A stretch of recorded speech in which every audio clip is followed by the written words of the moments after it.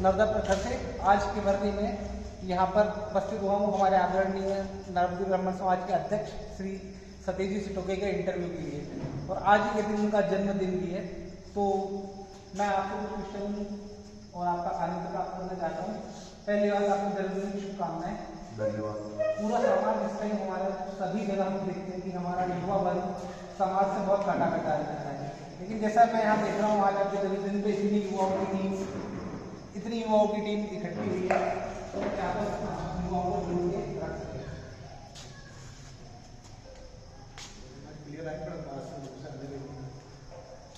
समाज का युवा आज जागृत हो गया है। अभी तक जो आवश्यकता थी उसकी शायद समाज के वरिष्ठ लोग पूर्ति नहीं कर पाए। हमने प्रयास किया कि हमारे युवा खूब शिक्षित हो जाएं, खूब पढ़ लिख जाएं, देश तो क्या विदेश में चले जाएं,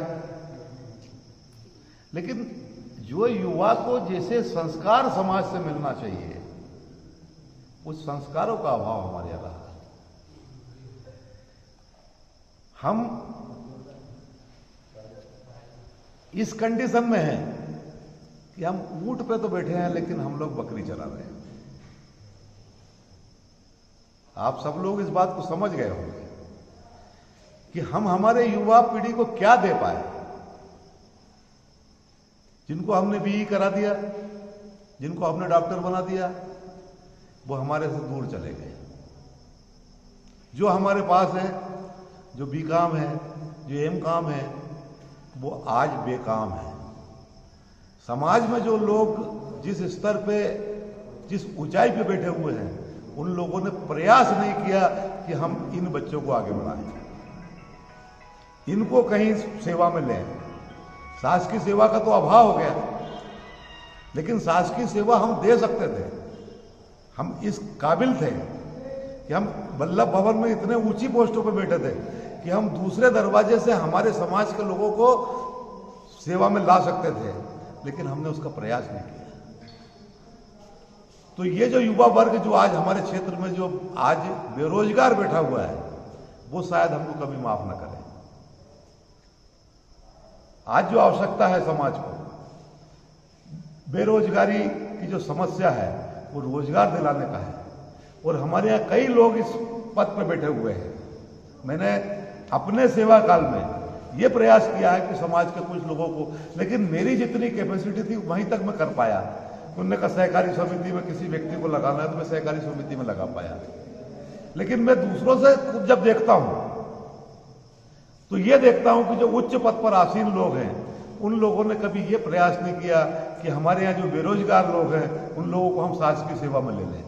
भाई दूसरे दरवाजे से आज दैनिक वेतन पे रख लेते, कल अपने आप परमानेंट हो जाता, लेकिन हमने समाज के लोगों को प्राथमिकता नहीं दी, और उसका ही परिणाम है कि युवा वर्ग जो है आज समाज से उतना प्रसन्न नहीं है जितना प्रसन्न होना चाहिए। इसके अलावा आपके कार्यकाल की एक बहुत बड़ी उपलब्धि नर्मदा भवन है, जो आप पिछले 5 साल से निर्माण करते हैं। इसमें आप काफ़ी पैसा लगा चुके हैं, तो इसमें काफ़ी समस्याओं का सामना भी आपको करना पड़ा होगा। हर समाज में हर इकाई चाह रही है कि अपना एक भवन हो। आपने सभी जगह से सहयोग लिया है, तो आप क्या मैसेज, समाज को क्या मैसेज देना चाहेंगे? समाज को यही मैसेज देना है कि ये जो भवन बना है इसमें सतीश सिटोके की कोई अपनी वो नहीं है। पूरे समाज के लोगों ने, और विशेष करके टिमरनी के नारदी समाज ने इसमें विशेष करके सहयोग किया है। हमको खंडवा से, इंदौर से, भोपाल से, इटारसी से, होशंगाबाद से, जहाँ जहाँ नारदी समाज है हर जगह से इसमें सहयोग मिला है। पर विशेष करके जो सहयोग है वो टिमरनी के नारदी समाज का है, जिनने इस भवन को एक मूर्त रूप दिया है। और हमारे पुराने बुजुर्गों की एक इच्छा है, पहले भी थी और आज भी है, कि समाज का एक भवन होना चाहिए, और उनकी इच्छा अनुरूप और उनके ही पैसे से समाज का नारदी भवन जो है वो एक धर्मशाला नहीं है, एक महल है और नर्मदा जी का मंदिर है। ऐसे में आपको कई मनमुटावों का सामना करना पड़ा होगा। बहुत हम हर इकाई में देखते कुछ ना कुछ मनमुटाव लोगों के बीच में रहते हैं, बट इतने लंबे कार्यकाल में आपने सब नहीं, वो ये जो है स्वाभाविक है, इसमें कहीं किसी का दोष नहीं है। ये स्वाभाविक होता है कि आपके दो पक्ष वाले होते हैं तो एक ना एक कोई विपक्ष वाला होता है। और मेरी तो ये सोच होती है कि यदि हम कहीं गलत कर रहे हैं तो वो गलत को बतलाने वाला विपक्ष का ही आदमी होगा जो ये कहेगा कि आप यहाँ गलत कर रहे हो।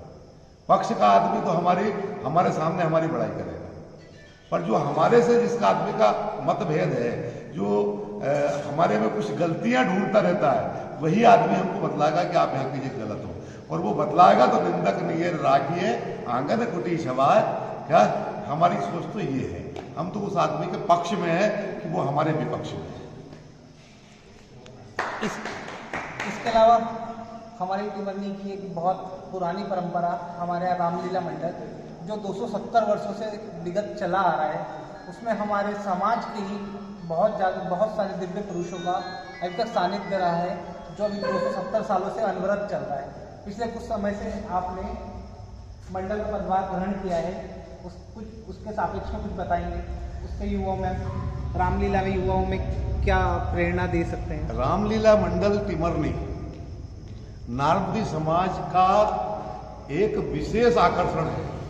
नारदी समाज के लोगों का ही उसके अंदर उत्तरदायित्व रहा है शुरू से, जिन लोगों ने अपना परिश्रम करके, अपना अभिनय करके रामलीला मंडल को विगत 227 वर्षों से वो किया है। इसमें सबसे बड़ी बात, हमारे पास 227 वर्ष का रामलीला मंडल का इतिहास है और लिखित इतिहास है।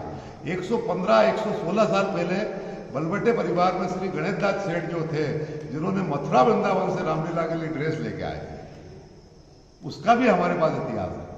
वो नारदी समाज का ही रामलीला मंडल है और शुरू से रामलीला मंडल के अध्यक्ष और उसके पात्र जो है उसमें 90 से 95% नारदी समाज के लोग ही होते हैं और नारदी समाज के लोगों ने ही रामलीला मंडल को जीवित रखा है।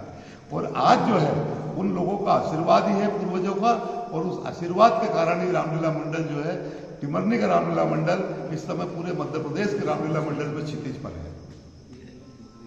नर्मदे।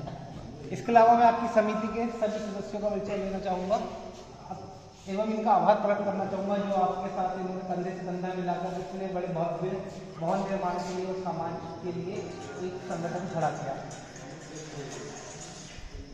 ये हमारे आदरणीय पार्षद जी, आदरणीय वंडूराज शांडिल्य, आदरणीय गणेश जी पिल्लोरे, आदरणीय बाबा काका पटेल, आदरणीय पारेली, आदरणीय विशुया साकल्ले, दीपक मीरा और ये हमारी युवा टीम। पुनः मैं आपको नर्मदा प्रखर परिवार की ओर से आपकी जन्मदिवस की शुभकामनाएं प्रेषित करता हूँ। आपको बहुत बहुत धन्यवाद। नर्मदे। नर्मदे।